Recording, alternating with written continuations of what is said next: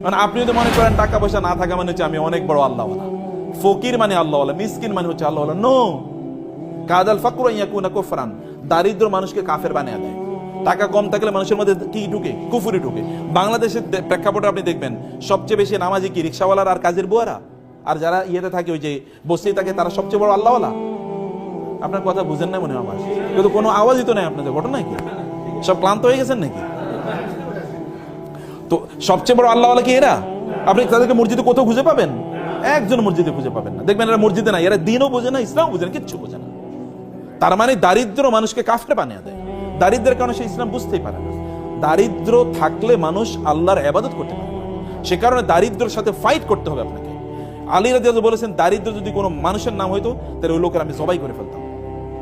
দারিদ্র যদি কোনো মানুষের নাম, তো পভার্টি যদি কোনো মানুষের নাম, তাহলে আমি ওর হত্যা করে ফেলতাম, যে ওর বাঁচে থাকা উচিত না, কারণ ও থাকলেই মানুষ কষ্ট পাবে।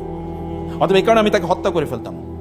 লাউ কানাল ফাকরু রাজুলান লাকাতালতুহু, যদি দারিদ্র কোনো ব্যক্তির নাম হতো তাহলে ওই লোকের দায়কে আমি হত্যা করে ফেলতাম। কেবল আপনি বলবেন যে মানে আল্লাহওয়ালা হুজুর মানে হচ্ছে কি পিছন থেকে জামাটা মানে জীবনে কোনোদিন আয়রন করেন না, এরকম উঠতে উঠতে একেবারে কোমর পর্যন্ত উঠে গেছে আপনার মাঝে এরকম, অথবা তিনি পান খেতে খেতে এরকম পড়তে পড়তে জামার মধ্যে গিয়ে পানের ছিপি পড়েছে, বা আপনার কি বলে এটাকে রস পড়েছে, এখন এখানে জামাতের রস দেখা যায়।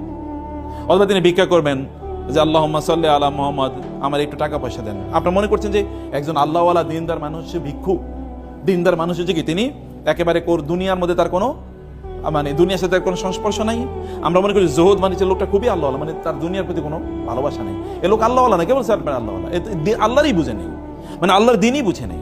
আল্লাহ দিন বুঝে মানে হচ্ছে আল্লাহ রাসূল সাল্লাল্লাহু আলাইহি ওয়াসাল্লামের চেয়ে স্মার্ট কে ছিল? স্মার্ট ম্যান মানে স্মার্ট প্রফেট, এর চেয়ে স্মার্ট কেউ ছিল না।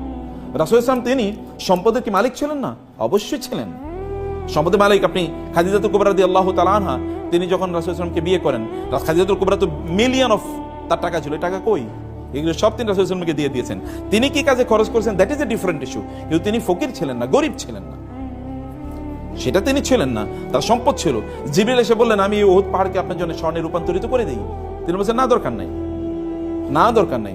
রাসূল সাল্লাল্লাহু আলাইহি ওয়াসাল্লাম, আপনি মুসলিমদের যদি উম্মার দিকে যদি তাকান, 10 জন যারা আশারে মুবাশশারা মানে জান্নাতের সুসংবাদ প্রাপ্ত সাহাবী 10 জন, এর মধ্যে 9 জনই ছিল ব্যবসায়ী। কয়জন ছিল ব্যবসায়ী? 9 জনই ছিল ব্যবসায়ী। এই উম্মার সবচেয়ে বড় ব্যক্তির নাম কি বলেন তো? রাসূল সাল্লাল্লাহু আলাইহি ওয়াসাল্লামের পরে আবু বকর রাদিয়াল্লাহু তাআলা কত বড় ব্যবসায়ী ছিলেন, কি পরিমাণ কৃতদাসকে মুক্ত করে দিয়েছেন তিনি তার টাকা দিয়ে কিনে।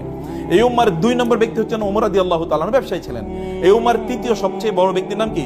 ওসমান রাদিয়াল্লাহু তাআলা। সবচেয়ে নামই তো ওসমান গনি, মানে ওসমান ধনী, ওসমান দা রিচ, নামের অর্থ ওসমান দা রিচ।